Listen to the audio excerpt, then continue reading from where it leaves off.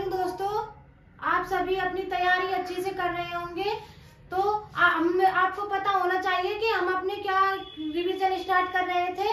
तो मैंने आपको पिछली वीडियो में सब पूरी डिटेल्स दे दी थी कि हम क्या कर रहे हैं अपनी रीट की तैयारी के लिए, जो क्या है हमारा रिवीजन स्टार्ट कर दिया है। ठीक है, हम आपके लिए कुछ महत्वपूर्ण प्रश्न लेकर आए थे जिससे कि आपकी तैयारी अच्छे से चले और आपको अच्छे से याद कर पाए। तो देखिए, मैंने आपको कल भी 10 प्रश्न कराए थे महत्वपूर्ण, और आज भी मैं आपके लिए कुछ प्रश्न लेकर आई हूँ जिससे कि आपकी तैयारी अच्छे से हो सके। तो हमें हमारे इन प्रश्नों की ओर ध्यान देते हुए आगे बढ़ते हैं। तो देखिए, सबसे पहला प्रश्न क्या होगा हमारा।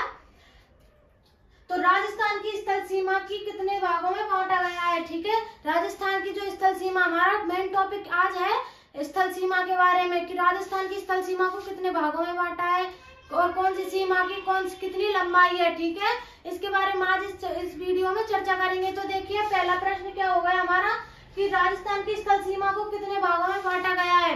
आप सबको पता होना चाहिए कि राजस्थान की स्थल सीमा को 2 भागों में बांटा गया है। कौन कौन सी सीमा है वो हमारी अंतरराष्ट्रीय सीमा और अंतरराज्यीय सीमा। अंतरराज्यीय सीमा किसे बोलेंगे और अंतरराष्ट्रीय सीमा किसे बोलेंगे, आपको ये पता होना चाहिए। ठीक है, अंतरराष्ट्रीय सीमा किसे बोलेंगे कि अगर किसी भी राज्य या देश की सीमा किसी देश से जुड़ रही हो या फिर सीमा लगाती हो। ठीक है, अगर किसी भी राज्य या देश की सीमा अन्य किसी देश की सीमा से सीमा लगाते हैं तो क्या होगी हमारी अंतरराष्ट्रीय सीमा।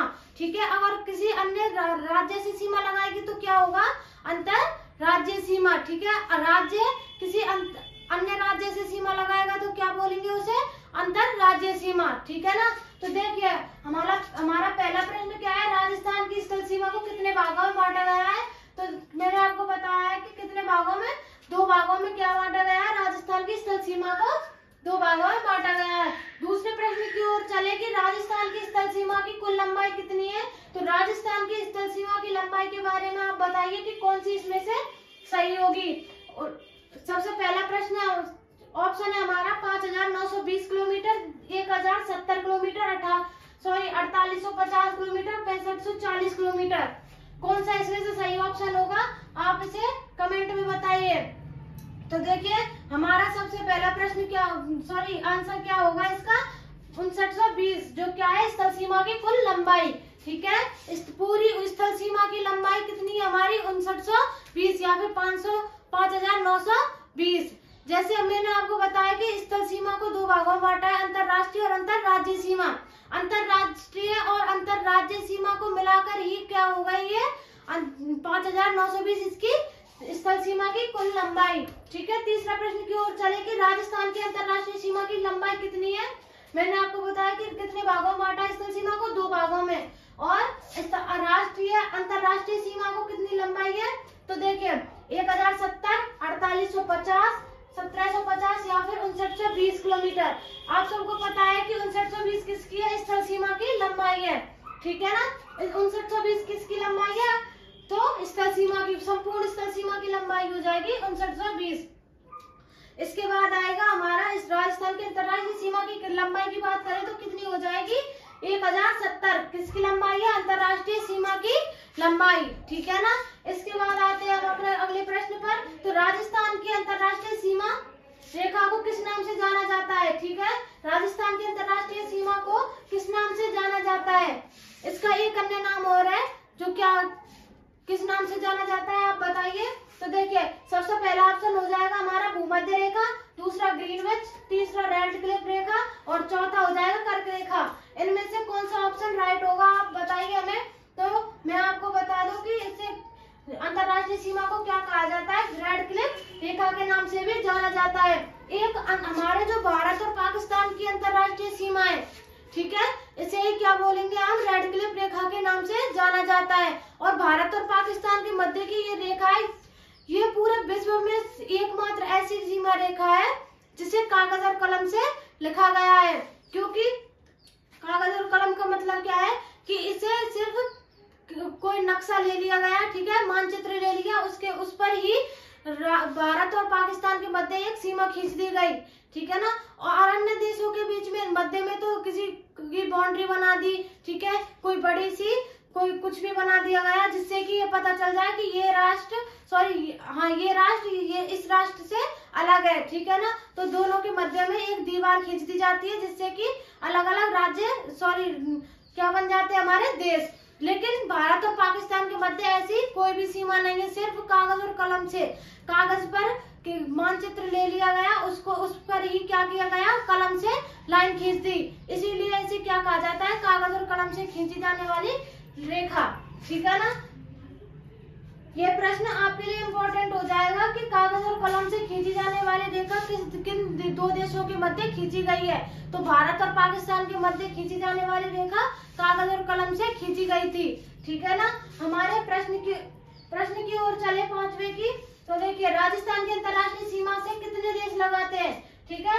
अंतर्राष्ट्रीय सीमा से कितने देश लगाते हैं, मैंने आपको अभी बताया कि भारत और पाकिस्तान के मध्य में ये सीमा खींची गई है। तो अंतर्राष्ट्रीय सीमा कितने देशों से सीमा लगाती है, तो एक देश से, कौन सा है वो, पाकिस्तान, ठीक है ना। तो कौन सा हो जाएगा राइट आंसर, एक, चौथा, ठीक है ना। चौथा राइट आंसर हो जाएगा कि अंतर्राष्ट्रीय सीमा कितने देश से सीमा लगाती है, ठीक है ना। ये हो गए हमारे 5 प्रश्न। आप इन्हें अच्छी तरीके से देख लीजिए क्योंकि ये आपके एग्जाम में आने लायक प्रश्न है। दोस्तों, ये है हमारे कुछ अन्य प्रश्न।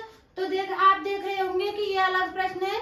तो देखिए, मैं आपके लिए इसलिए पहले से ही लिख कर लेकर आई हूँ क्योंकि आपका टाइम वेस्ट ना हो। आप सबको पता है कि आपके लिए ये टाइम कितना कीमती है, ठीक है ना। तो आइए आप अगले प्रश्न की ओर ध्यान देते हैं। तो छठा प्रश्न हो जाएगा हमारा, राजस्थान के कितने जिले स्थल सीमा पर स्थित हैं, ठीक है ना। तो आप सबको पता होना चाहिए कि राजस्थान के कितने जिले हैं जो कि स्थल सीमा पर, मतलब जैसे ये हमारा राजस्थान हो जाएगा, ठीक है, ये राजस्थान हो जाएगा और इसके जो ये बाउंड्री है, ठीक है, ये चारों ओर की बाउंड्री है, इसके यहाँ पर, ठीक है, इसको टच करते हुए कितने जिले हैं जो कि इस सीमा पर स्थित हैं, ठीक है, यही इसकी स्थल सीमा होती है, ठीक है ना। तो देखिए, राजस्थान के कितने जिले जो स्थल सीमा पर स्थित हैं, 25, 26, 28 और 29, इनमें से कौन सा आपका राइट आंसर होगा, तो ये हमें बताइए।